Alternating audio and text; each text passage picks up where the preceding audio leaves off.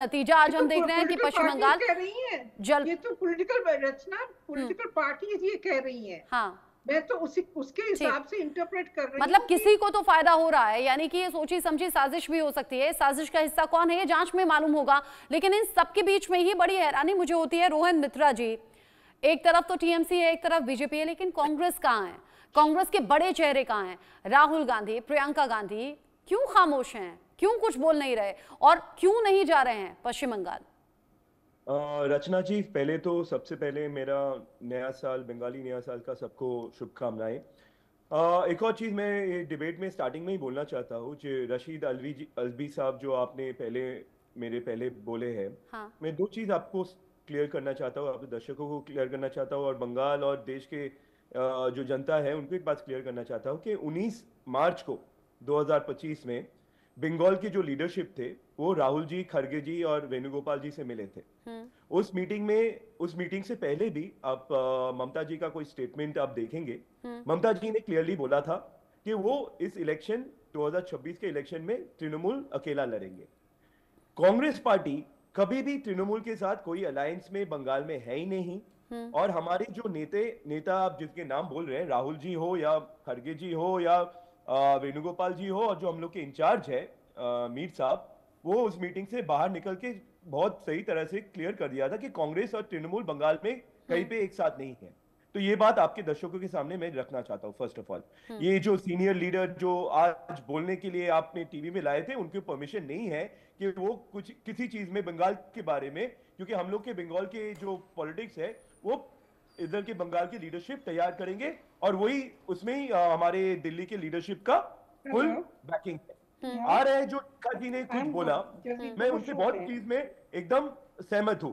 एक चीज आप देखिएगा, जो बंगाल का जो पॉलिटिक्स है, ये जो पोलराइजेशन होता है, इसमें दो पार्टी के बहुत बहुत अच्छी तरह से दोनों को लाभ हो रहा है। कि अगर ये बाइनरी पॉलिटिक्स आप दिल्ली में भी आपसे बोलना चाहते हो कि बीजेपी वर्सेस टीएमसी होगा, बीजेपी वर्सेस टीएमसी होगा, हाँ। और जो सीपीएम हो या हम लोग जो कांग्रेस पार्टी है, आप उनको और उनके हमारे वोट शेयर को इस लेकिन लड़ाई पब्लिक डोमेन में तो विकल्प बातें कर रोहन सकते मित्रा हैं। जी ऐसी हैं कि कांग्रेस इसलिए चुप है, इसलिए चुप्पी साधे हुए है क्योंकि तुष्टीकरण करना है, कहीं मुस्लिम वोट बैंक नाराज ना हो जाए, इसीलिए आप लोग चुप्पी साधे हुए हैं।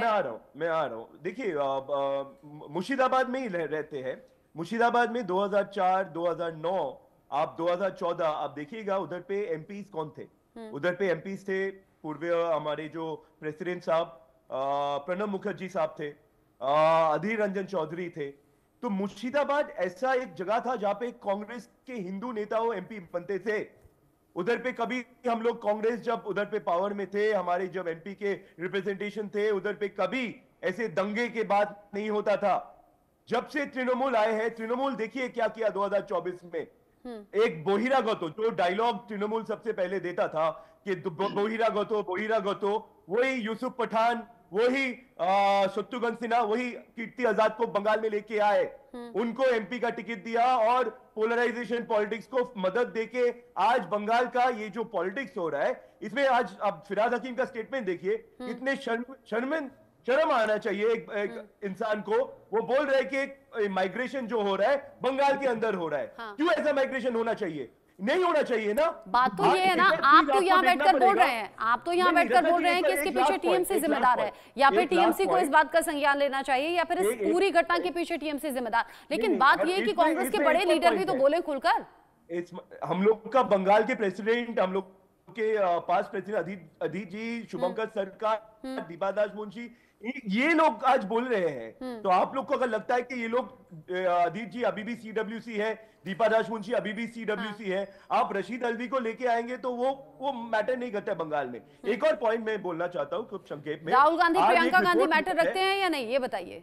ऑफ कोर्स राहुल गांधी बोलेंगे। तो राहुल बोलना गांधी चाहिए ना उन्हें, बंगाल युवा चेहरा है, और दोनों आप युवा देखेंगे, नेता हैं, आप बड़ी बड़ी देखेंगे, उम्मीदें हम रहती लोग हैं को थोड़ा इनसे। काम तो करने दीजिए, हम लोग रास्ते पे हैं। हमारे नेता जब अगर अपने लीडर अपना स्टेट में लीडरशिप स्ट्रांग नहीं होंगे तो हम लोग कैसे आगे बढ़ेंगे? एक और पॉइंट, लास्ट पॉइंट मैं बोलना चाहता हूं बिफोर यू स्टॉप मी, कि आज एक रिपोर्ट निकला है कि जो बॉर्डर के बांग्लादेश से घुसपैठिया आके ये जो राइट्स हुआ है, इसमें इन लोग का साजिश है। हाँ। तो मैं बीजेपी और सेंट्रल गवर्नमेंट से पूछना चाहता हूं, जो बीएसएफ जो हम लोग का डिफेंस है वो क्या कर रहे हैं।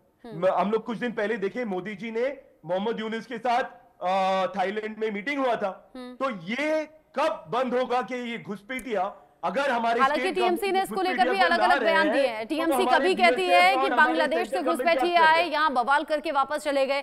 कभी टीएमसी कहती है कि बिहार से लोगों को लाया गया और वो यहाँ दंगे कराकर वापस चले गए। ये आरोप है सिर्फ, ये आरोप है सिर्फ। इस पर जवाब नहीं ले लूंगी मैं, बीजेपी से इसका जवाब लूंगी, प्रियंका टिब्रेवाल जी बोलेंगी इस पर। लेकिन उससे पहले जो हिंदुओं पर अत्याचार पश्चिम बंगाल में हो रहा है उसकी तमाम तस्वीरें सामने आ रही हैं।